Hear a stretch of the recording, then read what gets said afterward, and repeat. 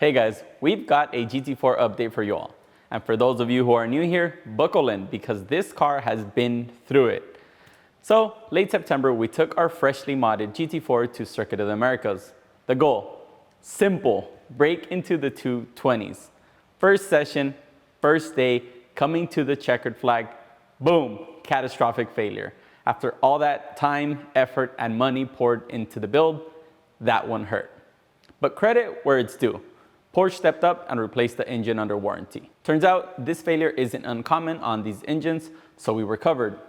Fast forward a month and a half, new heartbeat, braking miles done, fresh oil change to keep it happy, and she's back. But instead of returning straight to COTA, we headed north to Eagles Canyon Raceway in Dallas. The weather looked perfect on the radar, and honestly, we needed a weekend with clean laps. So let's see how the GT4 did at ECR.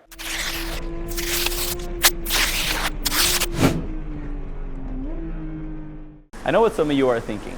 Why would you chase a COTA lap time at a different track? That's a fair question, and here's the honest answer. We were just at ECR less than a month ago with our GT4 RS. That car has become my baseline for everything else I drive. Also, there were two events running that exact weekend. Ajatics at COTA and Chin at ECR. COTA was completely sold out as most of my friends were there. I knew ECR would be empty, and a bonus reason to be back is ECR owed Bossman John some laps, so we had to settle that debt. Now, let's speak of where the car stood after COTA.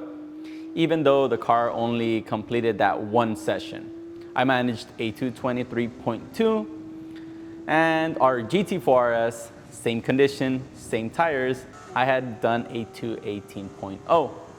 Like I said, the 4RS is my benchmark, and we were 5 full seconds off, even with added aero and better suspension than stock on the GT4. Going sub 2 minutes 20 at COTA looked like quite a stretch. What makes this number significant?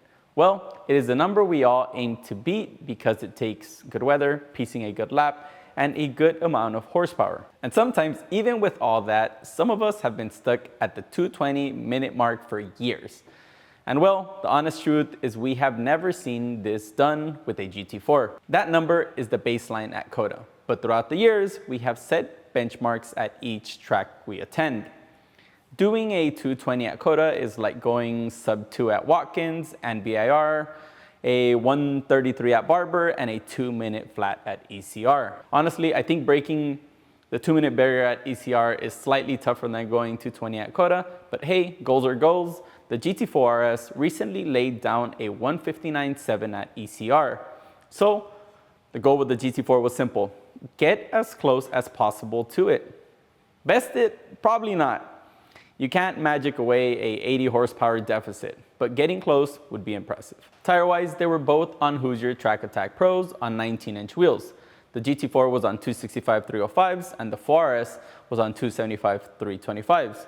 So the GT4 is at a slight disadvantage right out of the gate, but it's not seconds we're talking about, maybe a few tenths. Goal for session 1 was to fill out the car. I hopped in later in the first session trying to get clean air and immediately got black flagged for a dead car on track.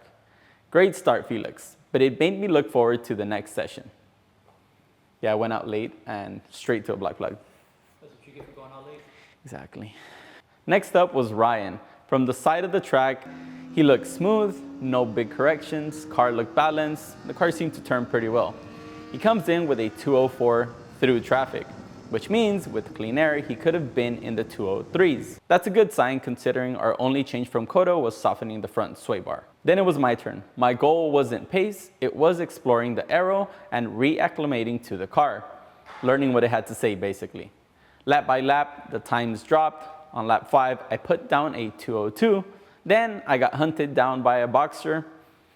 I overdrove. Here in the pass, I pointed him by. Pride slightly damaged with that, but we gained some data on the car. After my session, Ryan and I compared notes. I didn't want to hear his thoughts before I drove. I wanted my own read. But afterward, we agreed immediately. The car needed more dampening, it felt too soft overall, and in the aero sections like turn 6 or entry through 10, the car felt pretty solid. The car needed stiffness, but also a little more compliance over curbing, which is crucial at ECR in turn 1 and the later of the double apexes. We were back at the hotel. We started our tuning session around 10 p.m. I pulled out the laptop, opened the DSC suspension file for the GT4. The plan, replace the regular file with the sport file that came in the box for a solid baseline we could fall back to. Make sport mode our super stiff, extra modded file, run everything off the primary G table, no comfort parameters, add compliance on unloaded side during acceleration to help eat curbing on exit. We added stiffness under braking and acceleration. These are big changes, 5 to 8% swings. We moved the shock calibration into a stiffer range overall. We added medium and high speed rebound to keep the rear planted under braking. In short terms, we were trying to make the car stable, slightly more predictable, and ready to be pushed hard. About 25 shock changes later, the file was ready. With 2 suspension modes, OEM sport file in regular mode, and full send on sport, it was time to see what the car had in it. We had perfect air, a little sun plus tailwinds on 2 straights. That would equal big straight line numbers, but probably sketchy braking. Into turn 1, the plan was simple. Send it late with all that air pushing on the nose. Turn 4 and 5, play it safe with a tailwind. Car would probably understeer, and it did. Turn 6 and 7, trust the aero and calculate for some added wind on the nose. Turn 10, easy, try not to die. And if you want confidence sending a car on track like that, make sure you check out Open Track Insurance. They are linked below. We haven't needed them yet, but others have, and man, were they very glad they did. Back to it. We hit 133 mph on the back straight, which is only 2 mph shy of the GT4 RS.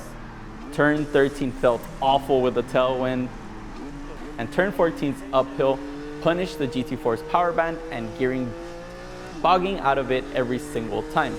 But coming out of 15, I knew I was on a good lap. I see the checkered and I forget to shift, because of course I would. Still, we put down a 2.00.7, not sub 2 like I hoped, but 1 second off our GT4 RS time from just a few weeks ago. So what does this mean for COTA?